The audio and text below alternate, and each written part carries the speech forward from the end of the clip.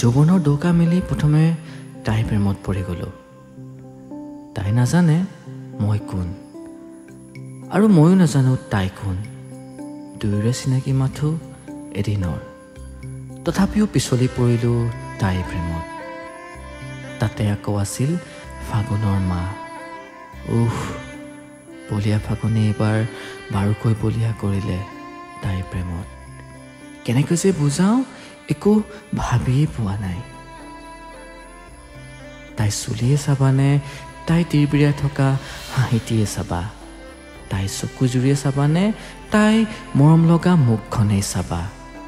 ধুনীয়া, তাই বহুত ধুনীয়া, সাধু কথাৰ জলকুঁৱৰীৰ দৰে তাই।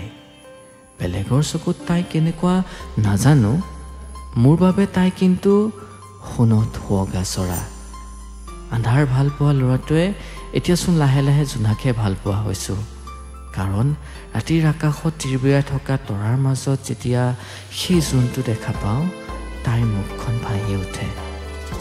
ভাবিছোঁ অহা আঘোণত তাইক মনৰ কথা ক'ম।